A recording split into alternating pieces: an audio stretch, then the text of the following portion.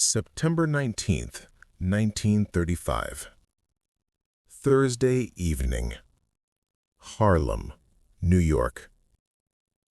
At exactly 8:15 p.m., Ellsworth Bumpy Johnson stepped onto West 142nd Street and slowed his pace as he approached one of the most famous buildings in Harlem, the Cotton Club.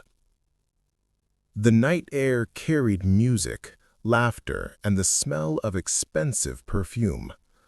Cars lined the street. Well-dressed white couples waited patiently to enter. Men in tuxedos, women in silk dresses, all of them had come downtown to Harlem for one reason: to enjoy black music, black culture, and black talent. But not black people. Bumpy Johnson was dressed perfectly. A navy blue suit that had cost him 3 months of steady income, a clean white shirt with sharp cuffs, shoes polished so well they reflected the streetlights. He looked like a businessman. He walked like a man who belonged. Bumpy had not come to make a scene. He had been invited. Jacob Weinstein, a Jewish businessman who owned several legal properties in Harlem, had suggested they meet at the Cotton Club. Weinstein believed privacy would be guaranteed there. He believed influence mattered more than race. He was wrong. As Bumpy reached the entrance, a large white man stepped in front of him. The doorman. His name was Thomas Murphy. Murphy did not ask a question. He did not hesitate. He did not lower his voice. "Where do you think you're going, boy?" Murphy said loudly. The word "boy" cut through the street. "This club is for white patrons only. We don't serve colored people here except as staff or performers. You need to turn around and get back to where you belong." Several people in line turned to watch. Some smiled. Some looked uncomfortable. Some nodded in agreement. Murphy folded his arms. "Move along," he added, "before I call the police." Bumpy Johnson stopped. He did not argue. He did not shout. He did not threaten. He simply looked at Murphy. In that moment, Bumpy understood something important. This was not personal. Murphy did not know who he was. He did not recognize one of the most powerful men in Harlem. He saw only skin color. The Cotton Club was built on this lie. Black musicians played inside. Black workers served drinks. Black talent created the magic. But black people were not allowed to sit in the audience. White people came to Harlem to enjoy black culture, then left before morning. Bumpy felt the eyes behind him. He heard whispers. "Doesn't know his place. Uppity. Same as the rest." He knew exactly how this could end. If he argued, police would come. If police came, there would be violence. If there was violence, the story would not be about injustice. It would be about a black man causing trouble. So Bumpy smiled. Not a friendly smile, a calm one. He held Murphy's gaze for 3 full seconds. Murphy shifted slightly. Something in Bumpy's eyes made him uneasy. Then Bumpy nodded once. He turned around, and he walked away. Slowly, straight-backed, unbothered. People watched him leave. They thought the story was over. It had only just begun. Bumpy walked through Harlem for nearly 15 minutes. He didn't rush. He didn't stop. He let the anger cool. Anger made men stupid. Planning made men powerful. He found himself standing outside the Savoy Ballroom on Lenox Avenue. Black families walked in laughing. Workers entered proudly. No one was turned away. Bumpy watched carefully, and that's when the thought formed. The Cotton Club sat in Harlem. It used Harlem's talent. It used Harlem's labor. It used Harlem's name, but the money went somewhere else. White owners, white rules, white profit. Black people created the value and received scraps. Standing there, Bumpy understood the truth. The Cotton Club survived because Harlem allowed it to, and anything that exists by permission can be challenged. Bumpy walked to a payphone. He made 3 calls. The first was to his lawyer. The second was to Stephanie St. Clair. The third was to Reverend Adam Clayton Powell, Sr. By midnight, 15 people sat in a back room. Criminals, preachers, workers, professionals. Bumpy stood quietly. "The Cotton Club turned me away tonight," he said calmly, "because I'm black." The room went still. "They take our music, our labor, our neighborhood, and they tell us we don't belong." He looked around. "That ends now." No shouting, no threats, just certainty. September 20th, 1935. Friday morning came quietly to Harlem, but beneath the calm, something had already started moving. By the time the sun rose, Bumpy Johnson had not slept. He sat in a back room above a small tailor shop on Lenox Avenue, coat off, sleeves rolled up, listening more than speaking. Men came and went. Some knocked softly. Some were let in through the back. Word traveled fast in Harlem when Bumpy Johnson wanted to talk. Not because he demanded attention, because when he asked for it, things changed. By noon, the shape of the plan was clear. Not anger, not revenge, pressure. Systematic, quiet, relentless. The Cotton Club looked powerful from the outside. Bright lights, famous names, white money. But inside, it was fragile.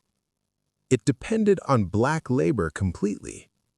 Every musician, every cook, every cleaner, every waiter. Without them, the doors stayed shut. And Bumpy Johnson understood leverage. The first move was not loud, it was polite. Bumpy's lawyer, Theodore Green, began making phone calls, calm calls, professional calls. To musicians, to union representatives, to suppliers. No threats, no drama, just questions. What would happen if wages increased? What would happen if contracts were renegotiated? What would happen if certain deliveries were delayed? People listened, because Bumpy Johnson always paid his debts. On Monday morning, September 23rd, the Cotton Club's manager received a request. Ellington wanted a meeting. Ellington was the Cotton Club.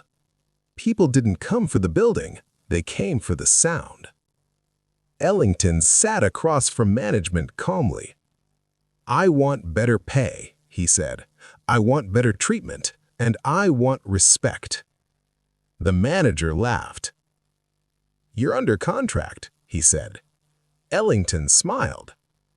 "So are you," he replied, "to your audience." That same afternoon, several waiters called in sick. Not all, just enough. Service slowed. Nothing dramatic, nothing illegal, just slower. By Tuesday, deliveries arrived late. Meat shipments were delayed, linen orders came incomplete. Liquor shipments were missing cases. Suppliers apologized. Trucks broke down, paperwork was lost, routes changed. All true, all inconvenient, all expensive. White patrons noticed. Tables waited longer. Drinks came late. Music didn't start on time. Small complaints, then bigger ones.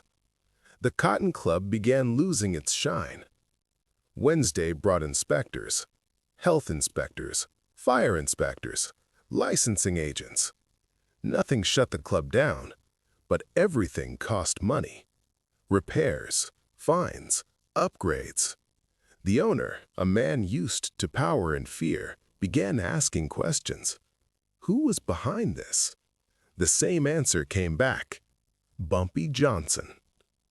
By the end of the week, Duke Ellington's band announced that they were considering other offers. Offers from black-owned venues, integrated venues, places where musicians were treated like artists, not decorations. This scared the Cotton Club more than anything. Lose Ellington, and the crowd disappears. The owner finally reached out, not to Bumpy, to his lawyer. A meeting was arranged, mid-October. Quiet office, closed door. The lawyer spoke carefully. "This is not personal," he said. "This is business." The Cotton Club's policies, he explained, were no longer acceptable. They could continue fighting, or they could adapt. The costs would keep rising. The pressure would not stop. The owner argued, threatened, mentioned police, mentioned connections. The lawyer listened, then said calmly, "You don't own Harlem." Silence followed.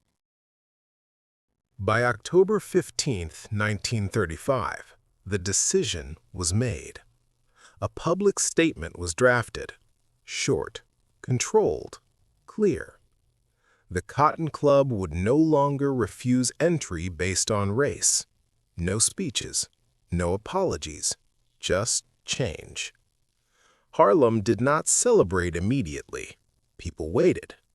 3 days later, a group of black professionals arrived at the Cotton Club. Well-dressed, calm, confident. The doorman opened the door. No insults, no delays. They were seated, served, respected. The barrier had fallen. Inside Harlem, the story spread. Not shouted, whispered. They let us in. They had to. Other clubs watched closely. Some changed quietly. Others resisted. Those that resisted learned quickly. The same problems appeared.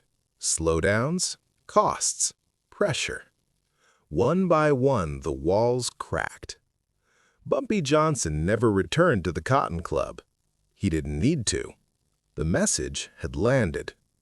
You could build walls, but walls cost money, and Harlem had learned how to collect. Standing outside the Savoy one evening, Bumpy watched people laugh and enter freely. Someone asked him later why he didn't fight the doorman that night. He answered simply, "Because fists end moments," he said, "but planning ends systems." The Cotton Club's integration did not end racism, but it changed something deeper. It showed that power did not always come from laws or violence. Sometimes it came from understanding how things worked and refusing to keep them working the same way. October 1935. The night the Cotton Club opened its doors to black patrons, Harlem did not erupt in celebration. There were no marches, no music in the streets, no speeches. People watched quietly. They wanted to see if the change was real. Inside the club, the lights were the same. The music was the same.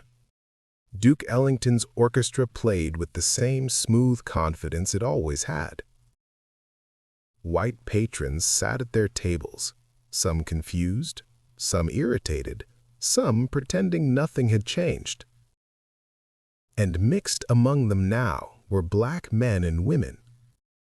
Doctors, teachers, business owners, working people dressed in their best clothes.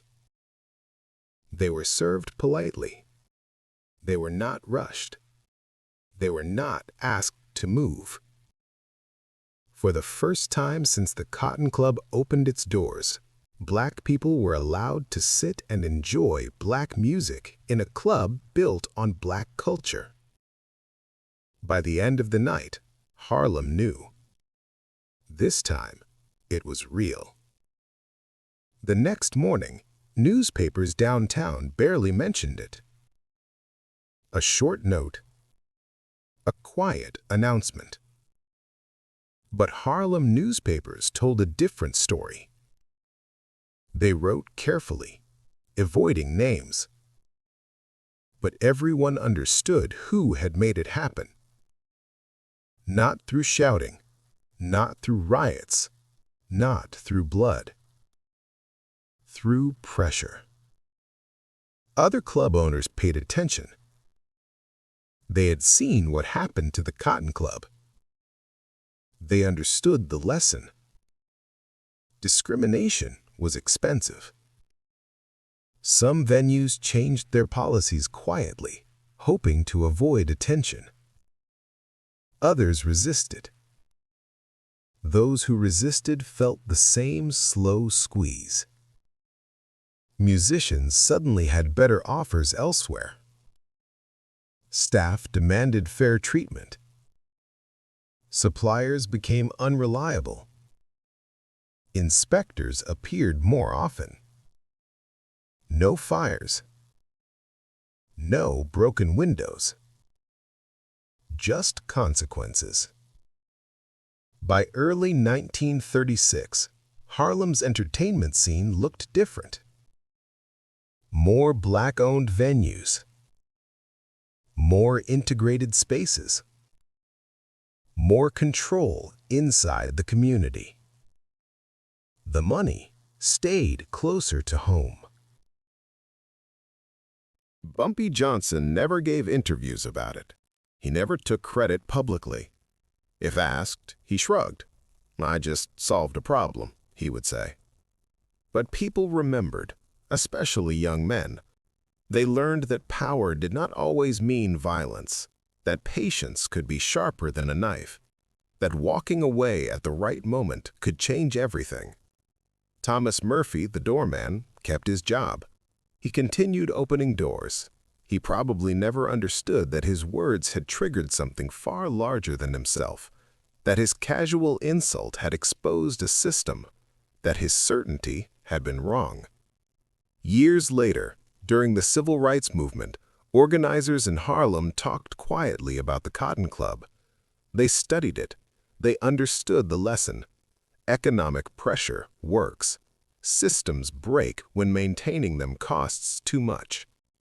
Bumpy Johnson grew older. He played chess in parks. He read books. He walked Harlem streets.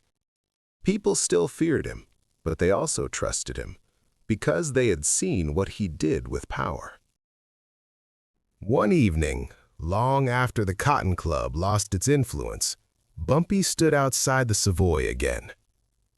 Music floated into the street. People entered freely. No signs, no rules at the door. Just people. Someone once asked him if he felt satisfied. Bumpy thought for a moment. "Satisfaction doesn't matter," he said. "Results do." The Cotton Club would eventually close. Its legend would fade. But the lesson stayed. Belonging is not granted by doormen. It is claimed by communities. And sometimes the most powerful response to humiliation is not anger. It is organization. That was the night Harlem learned it could push back. And that was the quiet walk away that changed everything.